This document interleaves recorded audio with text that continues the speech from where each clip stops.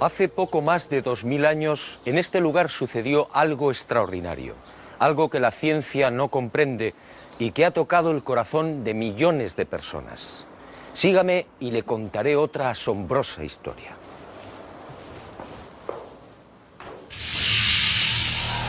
Todo empezó con el ajusticiamiento de un hombre. Fue brutalmente torturado. Fue azotado. Cargó un pesado madero hasta el lugar de ejecución. Fue clavado por las muñecas y pies y murió en la cruz. Y fue sepultado.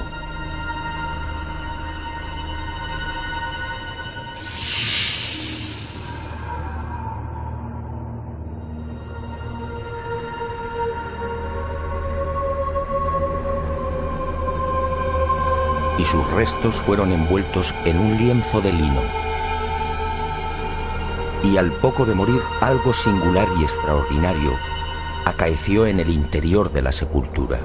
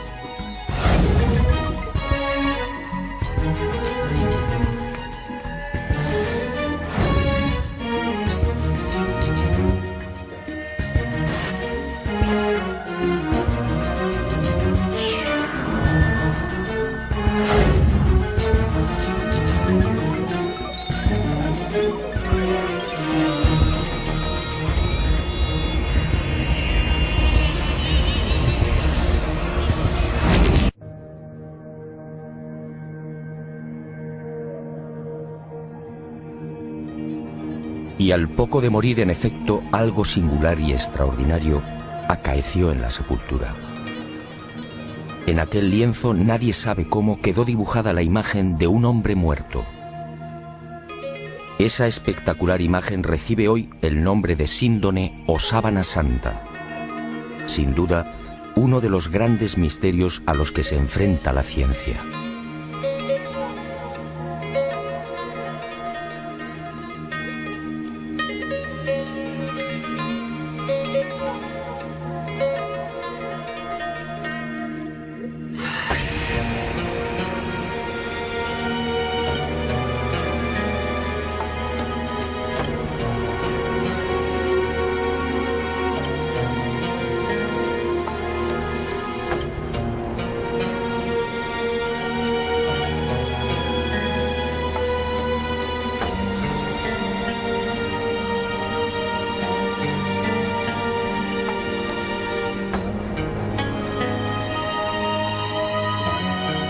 Tras aquel enigmático y trascendental suceso que los creyentes en Jesús de Nazaret identifican con la resurrección, el lienzo de lino desaparece y se ve envuelto en toda clase de leyendas y rumores.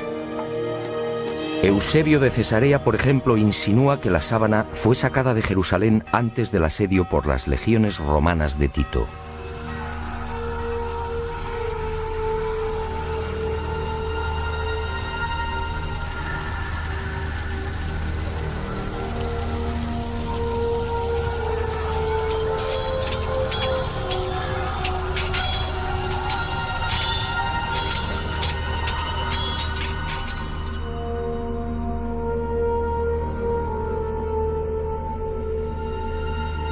y los discípulos del Maestro pudieron ocultarla en la ciudad de Pela, al este del Jordán.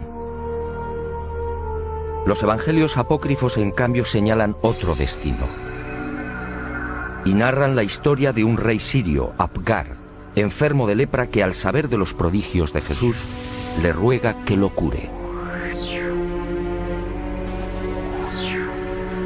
En una más que supuesta carta, Jesús responde anunciándole que una vez cumplida su misión enviará a Edesa, la actual ciudad turca de Urfa, a uno de sus discípulos para sanarle.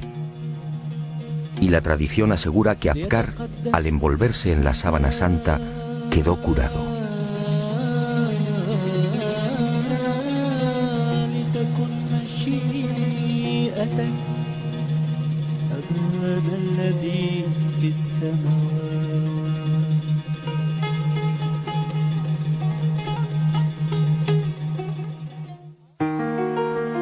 Al margen de estas leyendas, lo que parece más probable es que el lienzo terminara saliendo de Jerusalén por simples razones de seguridad. Como es sabido, la ley mosaica prohíbe el contacto con cadáveres o con restos funerarios. Este era el caso de la sábana santa. En opinión de muchos exégetas, los discípulos de Jesús, al hacerse con el lienzo mortuorio, se vieron en la necesidad de trasladarlo lejos de Israel, ocultándolo en alguna de las nacientes comunidades cristianas de Asia Menor. Y Edesa fue el lugar elegido, quién sabe si por la protección del mítico rey Apgar.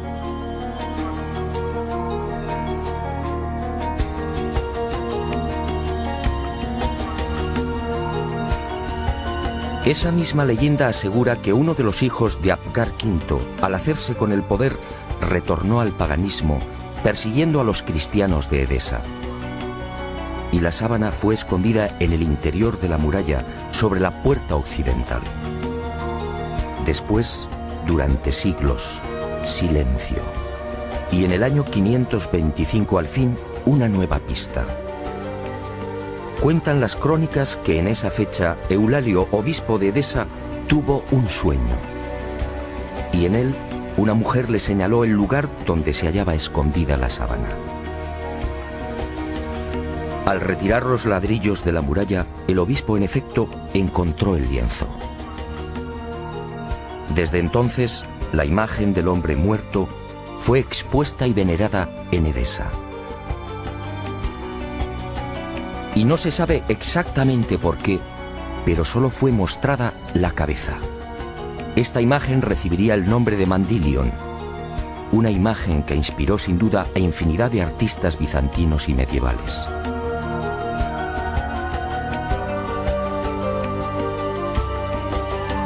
Y durante 400 años el lienzo permaneció en Edesa, pero su fama llegó hasta los confines de la cristiandad. Y en el año 944 el supersticioso emperador de Bizancio, Romano Lecapeno, tomó la decisión de apoderarse del Mandilion. Suponía que así, con la sábana en su poder, obtendría la protección divina. Y un poderoso ejército rodeó Edesa. La sagrada reliquia una vez más sería causa de muerte y sufrimiento. Finalmente, Edesa se rindió y el Mandilion entró triunfante en Constantinopla. Era el 16 de agosto del 944. Allí, en la iglesia de Santa María de Blanquernas, fue expuesta a los fieles todos los viernes. Robert de Clary, soldado y cronista de la mal llamada Cuarta Cruzada, dejó testimonio de ello. Había en Constantinopla, entre otros, un monasterio que se llamaba Nuestra Señora Santa María de Blanquernas, donde se conservaban las síndones en que nuestro Señor fue envuelto, que cada viernes se mostraba vertical, de modo que se podía ver bien la figura de nuestro Señor. Y de nuevo la guerra y el fanatismo religioso silenciaron el ya arduo peregrinaje de la sábana. En la noche del 9 al 10 de abril de 1204, los cristianos atacan Constantinopla. La ciudad arde y la síndone desaparece. No existen documentos que certifiquen su nuevo destino y los nuevos propietarios, pero todo señala a los caballeros templarios como los custodios del lienzo, al menos durante un siglo. No es ningún secreto que la Orden del Temple se funda, entre otras razones, para tratar de reconquistar Tierra Santa y, sobre todo, para poner a salvo determinados símbolos y objetos religiosos.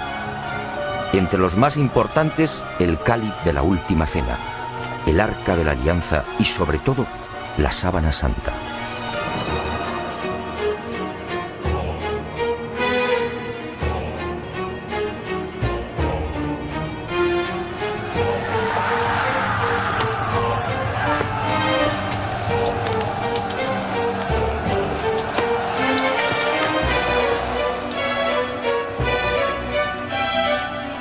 Los caballeros templarios disponían de una información privilegiada y a lo largo de la conquista de los santos lugares peinaron Jerusalén y los subterráneos de la Ciudad Santa. En especial, los túneles y cámaras secretos de lo que fue el primero y segundo templos de Salomón. ¿Encontraron lo que buscaban? En mi opinión, nunca hallaron el Santo Grial o el Arca, pero sí la Sábana Santa.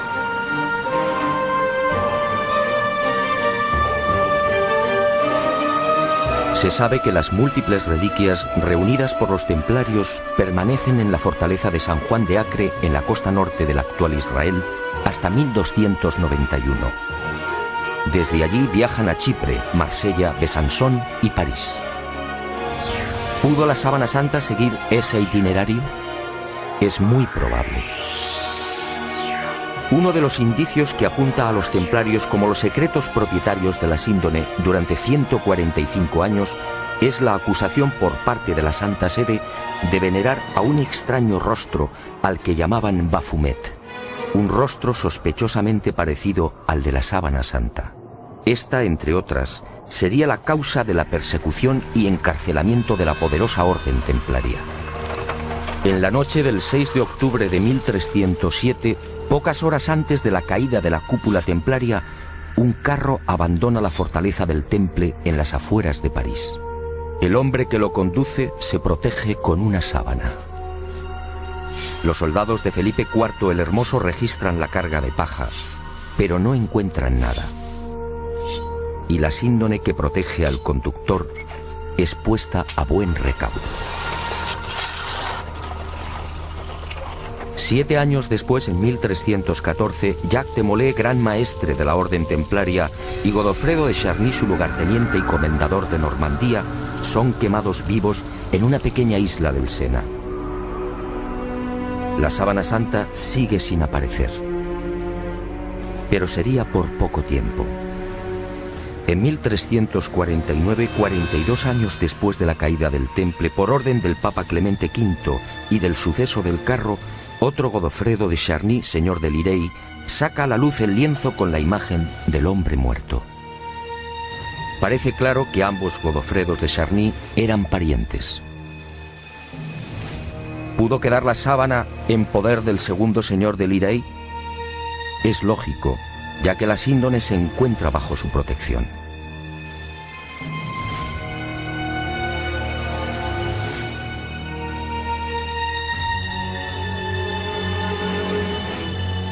Y el sagrado lienzo es expuesto de nuevo a la veneración pública.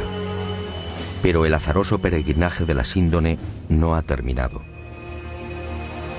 Unos 60 años más tarde, en 1415, Margarita de Charny, nieta de Godofredo y casada con el señor de San Hippolyte-sur-le-Duc, retira la sábana de la colegiata de Lirey. Tiene miedo a los pillajes que ha generado la Guerra de los 100 años. Y el lienzo es trasladado al castillo de San Hippolyte. Al enviudar, la pésima situación económica de Margarita le obliga a exponer la sábana, obteniendo así algunos dineros.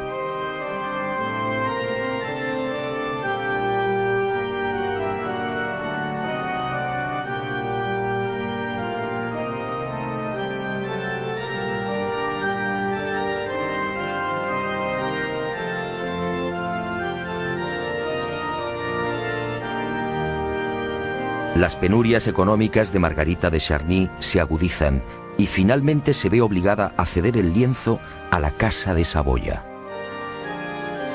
El 22 de marzo de 1453 se firma en Ginebra el contrato de cesión. A partir de ese momento y hasta 1983, la síndone sería propiedad de los Saboya.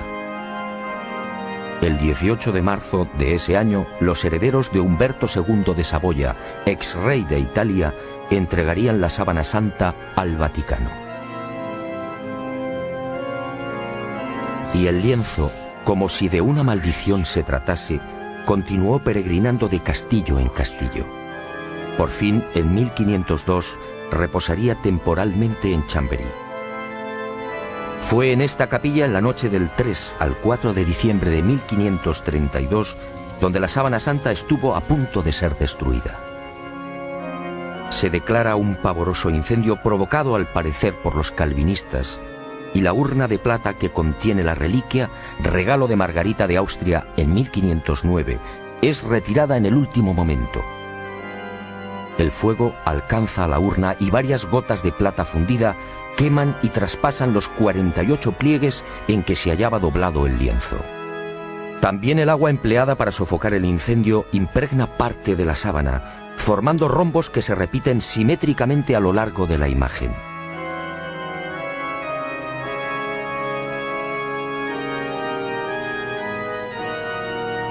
Y las monjas clarisas de Chambéry remiendan los desperfectos y cosen un forro en la parte posterior del lienzo.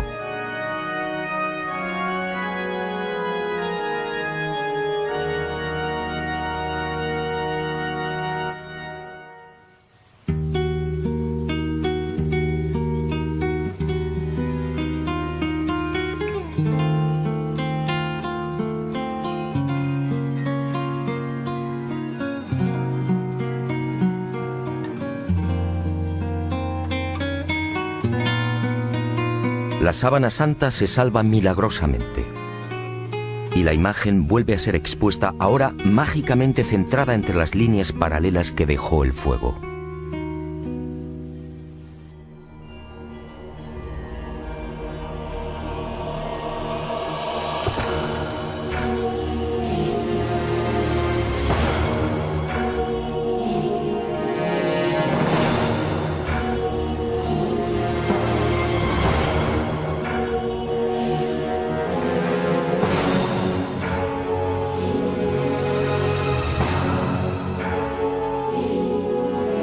Y el peregrinaje de la síndone toca a su fin. En 1578 se declara una epidemia de peste en Milán. San Carlos Borromeo, entonces cardenal de la ciudad italiana, hace una solemne promesa. Si desaparece la peste, caminará hasta Chambéry arrodillándose ante la síndone. La epidemia remite y el cardenal se dirige a Francia. Pero la Casa de Saboya, propietaria de la reliquia, se apiada de Carlos Borromeo y para evitar que cruce los Alpes traslada la sábana santa a mitad de camino entre Milán y Chambéry. Y el 8 de octubre de ese histórico 1578, el lienzo ingresa en la Catedral de Turín. Un siglo después, en 1694, pasaría a la capilla diseñada por Guarini y allí ha permanecido hasta nuestros días.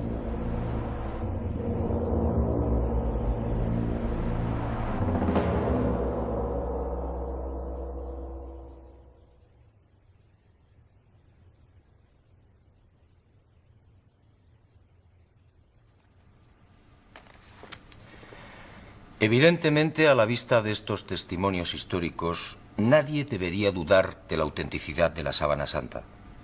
Aún así, en septiembre de 1988, una noticia conmocionó al mundo. El carbono 14 arrojó una datación sorprendente. El tejido analizado, según dijeron, era medieval. Y los científicos situaron la época de su elaboración entre los años 1260 y 1390. Esto, de ser cierto, significa sencillamente que la imagen del hombre muerto es una falsificación. Y los medios de comunicación, con una lamentable falta de rigor, propagaron el suceso. De inmediato, otros científicos reaccionaron, poniendo en tela de juicio la bondad del carbono 14. Poco a poco salieron a la luz hasta 26 irregularidades en los procesos de datación efectuados por los 3 laboratorios. Y se habló incluso de complot. Pero la prensa ignoró esta segunda parte. Naturalmente, las fechas obtenidas por el carbono 14 indignaron a historiadores y científicos que llevaban más de 20 años dedicados al estudio de la síndone.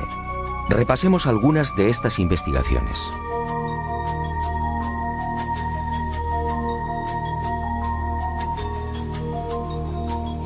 El fotógrafo turinés Secondo Pia recibe el encargo de la Casa de Saboya de tomar varias imágenes de la Sábana Santa. Son las primeras fotos de la síndone. Al revelar las enormes placas, el fotógrafo queda perplejo. Los negativos en realidad son un positivo. Y el mundo contempla por primera vez el auténtico rostro y la imagen real del hombre muerto. La síndone, por tanto, es un negativo fotográfico. ¿Había fotógrafos en los siglos XIII y XIV? Un primer grupo de expertos examina la síndone y toma muestras de los hilos de lino. Nuevas sorpresas. No hay pintura, tintes ni pigmentos. Nadie se explica la formación de la imagen. El profesor Raes del Instituto de Tecnología Textil de Gante analiza estos hilillos y descubre con el microscopio la presencia de fibras de algodón. En Europa no se tejió el algodón hasta finales del siglo XV. La síndone, además, fue tejida a mano y con una textura denominada espina de pescado, una modalidad que llegaría al viejo continente en ese mismo siglo XV. El lienzo, en definitiva, según Gilbert Raes, es idéntico a los confeccionados en el Medio Oriente en el siglo I. Y surge otra inevitable pregunta. ¿Cómo se las ingenió el falsificador de los siglos XIII o XIV para introducir en la urdimbre unas fibras de algodón todavía desconocidas en Europa? Médicos y antropólogos examinan también la figura del hombre muerto. Lo que ven les llena de admiración. Aquel varón de claro perfil caucásico fue un atleta. Altura 1,81 metros. Perímetro de la caja torácica 99 centímetros. Longitud de las piernas 94 centímetros. Extremidades superiores 82 centímetros. Altura de los hombros, medida entre los puntos acromiales, 45 centímetros. Perímetro máximo de las rodillas, 42 centímetros. Peso total, alrededor de 80 kilos. Peso aproximado del cerebro, 1.492 gramos. Rostro estrecho, con rasgos semíticos. Raza blanca. En suma, un ejemplar casi perfecto de una extraordinaria belleza.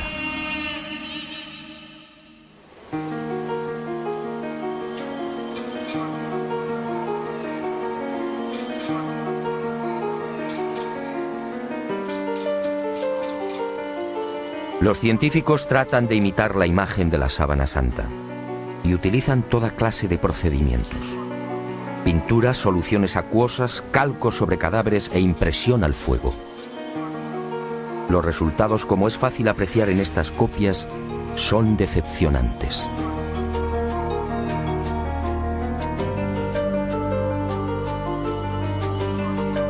Ninguna de las imágenes obtenidas presenta la belleza, serenidad y perfección del hombre muerto. La duda sigue en el aire.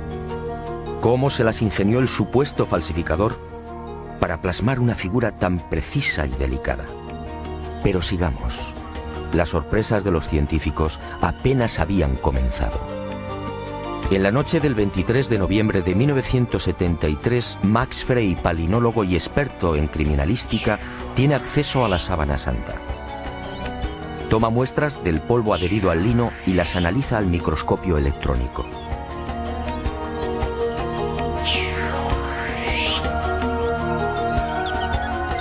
Entre los hilos del tejido fueron apareciendo ejemplares de polen de plantas típicamente palestinas. La asuera fue una de las primeras. Después llegaron otros pólenes de la flora halofita que creció en el Negev y en los estratos sedimentarios del lago de Genezaret hace 2000 años. Plantas hoy extinguidas cuyos pólenes fueron arrastrados por los vientos hasta la ciudad de Jerusalén. Y allí quedaron prisioneros entre los hilos de la síndone.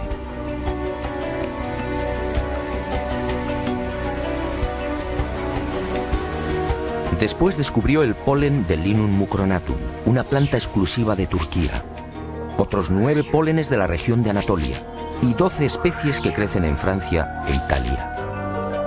En total 22 pólenes que certificaban el peregrinaje de la Sábana Santa por Israel, Edesa, Constantinopla, Francia e Italia. En otras palabras, lo que ya sabíamos por la historia. Y vuelvo a preguntarme, si la síndone hace 2000 años recibió el polen de plantas de Israel, ¿cómo se las arregló el falsificador de los siglos XIII o XIV para obtener un polen ya extinguido? ¿Cómo pudo seleccionarlos si el microscopio no estaba inventado?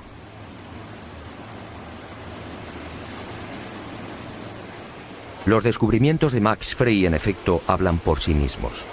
La presencia del polen debería de haber sido más que suficiente para silenciar a cuantos negaban la autenticidad de la síndone. Pero el carbono 14 siguió eclipsando estos aplastantes hallazgos científicos. Tampoco era de extrañar al tratarse de la supuesta imagen de un dios. Si la síndone hubiera contenido la figura de Napoleón o de Ramsés II, el enigma se habría zanjado rápidamente. También en 1973 se llegaron a otras no menos interesantes conclusiones. En la Sábana Santa no hay un solo indicio de putrefacción. ¿Cómo era posible? Si la imagen era el resultado de la aplicación a la tela de moléculas orgánicas, bien de origen natural o artificial, ¿cómo explicar que el intenso calor generado por el incendio de Chambéry no hubiera modificado su color? Incluso las zonas que estuvieron en contacto con las gotas de plata fundida conservan la misma tonalidad y densidad que el resto. De haber sido una falsificación, esas regiones aparecerían claramente alteradas y descoloridas. Y la ciencia prosiguió su espectacular avance. En octubre de 1978, un nutrido grupo de científicos tuvo acceso a la síndone. Era el proyecto STURP, la mayor parte perteneciente a la NASA. Y la Sábana Santa fue sometida a una minuciosa y amplísima batería de experimentos científicos. Los resultados, una vez más, impresionaron a los especialistas.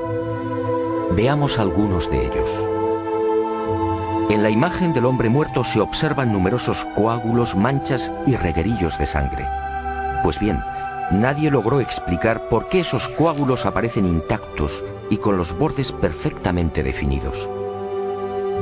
Si aceptaban la hipótesis del robo del cadáver, dichas manchas tendrían que haber sufrido las lógicas roturas y desflecados. Al introducir un escáner entre el lienzo y el forro cosido por las monjas clarisas de Chambéry, se observó que la sangre había penetrado también en el reverso del lienzo. Aquella sangre era del grupo AB, muy común entre los judíos. Las diferentes analíticas y pruebas hematoscópicas demostraron la presencia en la imagen de sangre venosa y arterial, así como de la albúmina del suero sanguíneo. Y el veredicto del carbono 14 quedó nuevamente en ridículo. ¿Qué falsificador de los siglos XIII o XIV tenía la capacidad para aislar y distinguir el grupo AB o la sangre venosa del arterial? Como es sabido, mucho después, en el siglo XVI, el español Miguel Servet fue condenado a la hoguera por asegurar, entre otras cosas, que la sangre circulaba. Y los científicos volvieron a comprobar lo que ya se sabía: ni rastro de pintura ni de pigmentación alguna. Aquel supuesto falsificador efectivamente tuvo que ser un genio. Otra de las sorpresas llegó al explorar los hilos. En este tipo de tejido, cada hilillo está integrado por unas 200 fibras. Vistas al microscopio parecen cañas de bambú. Pues bien, De esas 200 fibras, solo 2 o 3, las más superficiales, aparecían chamuscadas. Solo 2 o 3 eran las responsables de la formación de la imagen. En un primer momento, los científicos atribuyeron el abrasamiento de las hebras superficiales a una misteriosa y desconocida radiación. Una energía intensa y brevísima. Solo así podía explicarse una imagen tan superficial. Después, al examinar las fibras con el microscopio de contraste de fases, se percataron de algo mucho más sutil.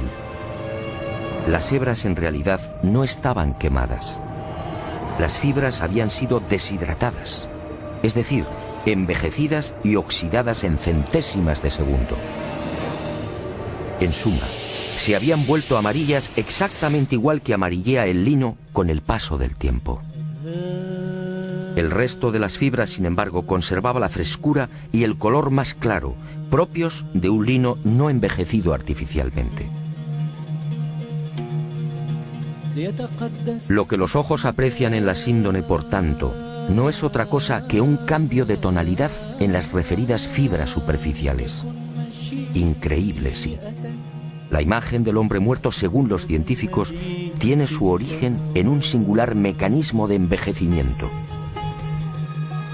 Dos de los científicos del proyecto Sturm, los entonces capitanes de las Fuerzas Aéreas norteamericanas, Jackson y Jumper, serían los descubridores de otra de las singularidades de la imagen de la sábana santa de Turín. Al detectar aquella anomalía, sus esquemas mentales se vinieron abajo definitivamente. Trabajando con las computadoras, se percataron de algo aparentemente imposible. La imagen era tridimensional. Al contrario de lo que sucede con una fotografía normal y corriente, la imagen del hombre muerto conservaba una información subterránea, solo detectable con los ordenadores. Aquella no era una imagen plana. La intensidad luminosa de cada punto era distinta y dependía de la distancia del cuerpo al lienzo. El hallazgo fue tan asombroso que los capitanes repitieron el experimento una y otra vez, utilizando incluso voluntarios envueltos en sábanas. El microdensímetro escandidor y el VP8, la computadora utilizada para la recepción y recomposición de los millones de dígitos, arrojaron siempre el mismo resultado. Las zonas del lienzo que tocaban el cadáver, la nariz por ejemplo, disfrutaban de una luminosidad superior a las que se hallaban más alejadas del cuerpo. Nuevo mazazo al carbono 14. Que se sepa, solo en el siglo XX y con dificultades, fue posible la maravilla de la tridimensionalidad. En el transcurso de estos experimentos, Jackson y Jumper fueron a descubrir otro singular detalle. Al examinar las espaldas del hombre muerto, comprobaron que los músculos dorsales y deltoides aparecían extrañamente abombados. Esto llevó a los científicos a la siguiente deducción. Durante el proceso de formación de la imagen, el cadáver tuvo que permanecer inmóvil e ingrávido, es decir, en el aire. Y a Jackson y Jumper les corresponde también el descubrimiento de la primera pista de un hallazgo que me atrevo a calificar de definitivo y que fija la fecha de la aparición de la imagen. Ocurrió mientras trabajaban con la tridimensionalidad. De pronto, sobre los ojos descubrieron dos círculos. ¿Se trataba de monedas? Esa justamente era la costumbre judía en los enterramientos próximos al sábado. Los párpados del difunto eran cerrados y sobre ellos se depositaban sendas monedas. Al poco, el padre Filas, jesuita norteamericano, redondeó el descubrimiento.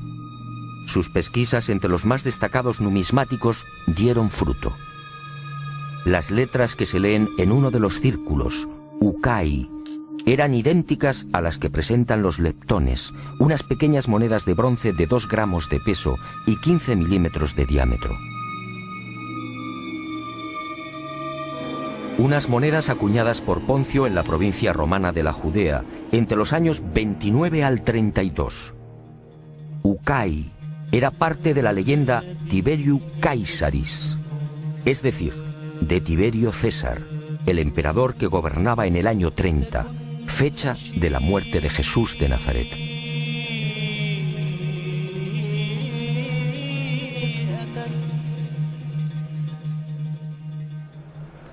Como hemos visto, hay argumentos y pruebas científicas que demuestran sobradamente la autenticidad de la sábana santa. Alguien hace 2000 años, en aquel sepulcro, manipuló el tiempo e hizo desaparecer el cadáver. Una medida tan respetuosa como inteligente. ¿Imagina usted lo que habría sucedido si la humanidad hubiera conservado los huesos de Jesús de Nazaret?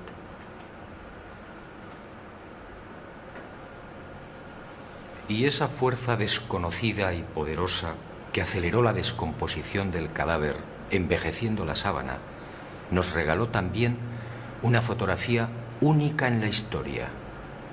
Una imagen que recuerda el horror padecido por aquel hombre. Sígame y se lo mostraré. Ah, y una advertencia. Quizá lo que se dispone a ver y escuchar no sea de su agrado. Pero esa fue la verdad. También la medicina investigó la imagen del hombre muerto, y lo que halló causó pavor entre traumatólogos, internistas, forenses y anatomistas. Examinemos paso a paso aquella pasión y muerte. Cercana a la medianoche del jueves al viernes, aquel hombre se retiró a lo más frondoso del olivar. Y una profunda angustia lo clavó a tierra. El fortísimo estrés y quizá el miedo provocaron un singular fenómeno en su piel, la hematidrosis, un sudor sanguíneo que empezó a debilitarlo. Las manchas de sangre, en efecto, cubren toda la imagen.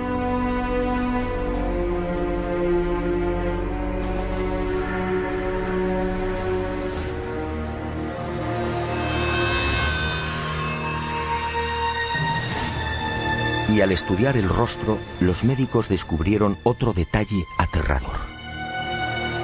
Durante el interrogatorio en la casa de Anás, Jesús no recibió una bofetada como reza la tradición, sino un violento bastonazo propinado por uno de los esbirros del exsumo sacerdote.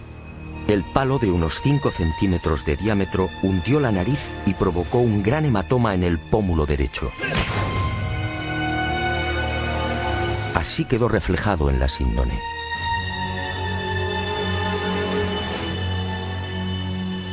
Pero lo peor estaba por llegar.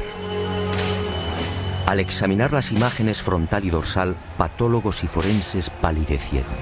Aquel hombre había sido flagelado brutalmente. Algunos expertos han contado 120 golpes. Otros creen que recibió alrededor de 200. Golpes secos, potentísimos, que afectaron incluso a los testículos y al coxis.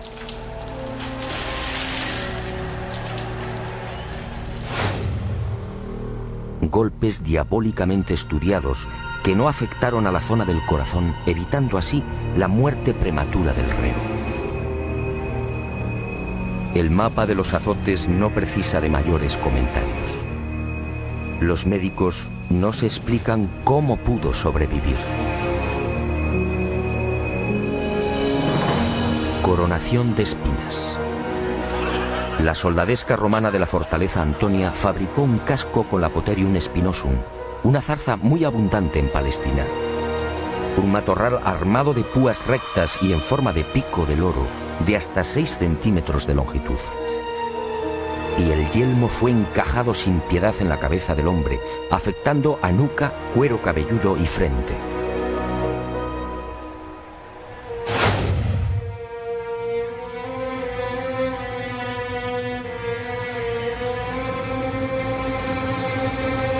La hemorragia y el dolor fueron igualmente intensísimos.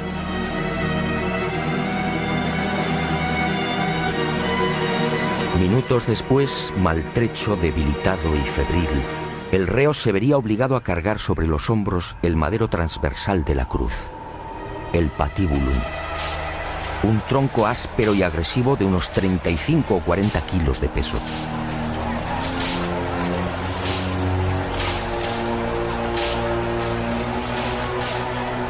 Fue amarrado con una cuerda que a su vez, tras rodear el tobillo, lo vinculó a los 2 terroristas que lo acompañaban hasta el lugar de ejecución.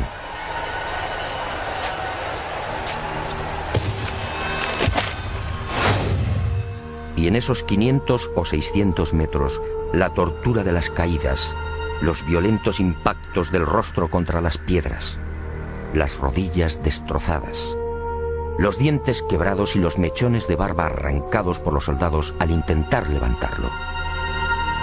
La imagen de la Sábana Santa es fría y certera.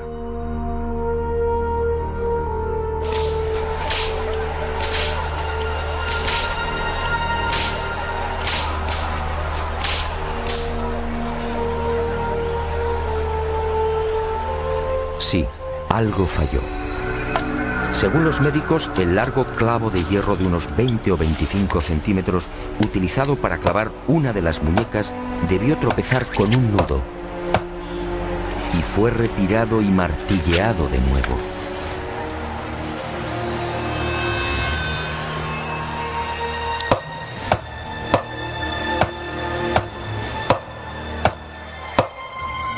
El hombre de la sábana fue atravesado no por las palmas de las manos, sino por las muñecas, bien por el llamado punto de Destot o por la articulación radiocubital inferior.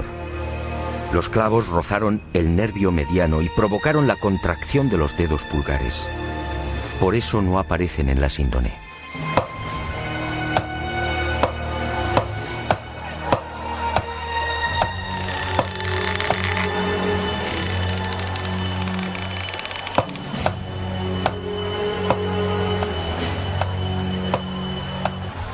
Con el tercer clavo, según los médicos, no hubo problemas. Entró limpiamente cosiendo ambos pies al madero vertical. Y la pierna izquierda permaneció flexionada. Así aparece en la imagen de la síndone como consecuencia del rigor mortis. El final se acerca y el suplicio va alcanzando unos límites difíciles de imaginar. El reo necesita respirar. Para ello solo dispone de un sistema: apoyarse en el clavo de los pies y alzarse a pulso milímetro a milímetro, con la ayuda de los clavos que perforan las muñecas. El corazón bombea desesperadamente, alcanzando hasta 180 pulsaciones por minuto. A los 10 o 12 minutos, pérdida de conocimiento. Pero el hombre se recupera. Nueva lucha para obtener un poco de oxígeno. La tetanización gana la batalla. Las piernas quedan inutilizadas. Ahora solo puede alzarse con el auxilio de las muñecas y músculos de los hombros. El cataclismo es generalizado. Finalmente el corazón se rompe. La agonía se ha prolongado durante hora y media. La medicina, perpleja, sigue muda.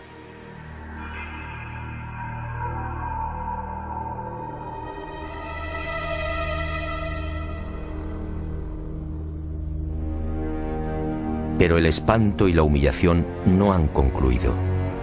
Uno de los soldados alancea el costado derecho del crucificado. Los médicos exploran la síndone y se muestran de acuerdo. Al recibir la lanzada, el hombre ya estaba muerto.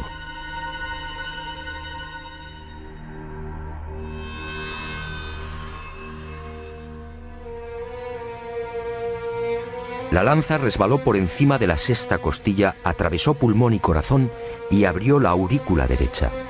Y manó sangre y agua. Sangre de la vena cava superior. Agua o líquido seroso del pulmón. Después, en el descendimiento o en el traslado al sepulcro por efecto de la gravedad, la vena cava inferior se vació igualmente. Y ese reguero aparece también en la cintura del hombre muerto.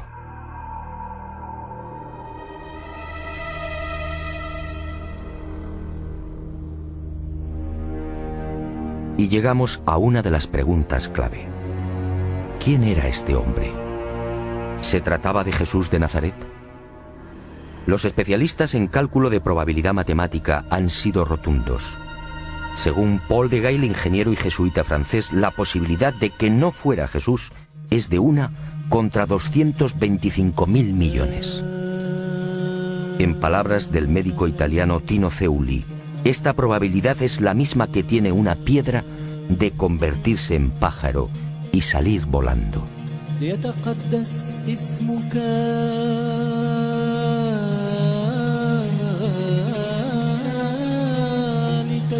Efectivamente, esta imagen solo puede ser la del hombre que fue torturado y crucificado en Palestina hace 2000 años. Jesús de Nazaret. Y ahí surge una nueva y escalofriante posibilidad. Algún día, a no tardar, la ciencia estará en condiciones de extraer de la sangre de la sábana santa una muestra de ADN. Entonces el mundo podría asistir a la clonación de aquel hombre muerto. La clonación de Jesús de Nazaret. Decenas o cientos de cuerpos físicamente idénticos al del Maestro.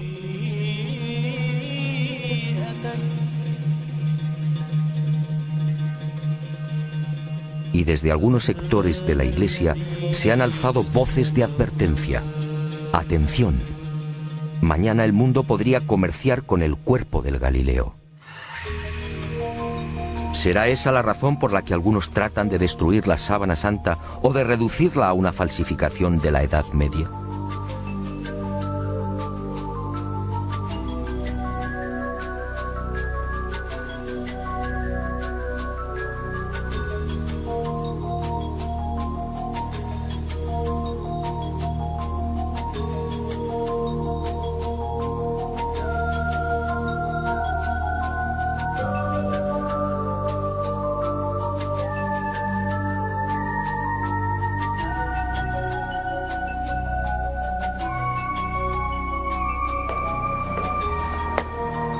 Ahora lo sé.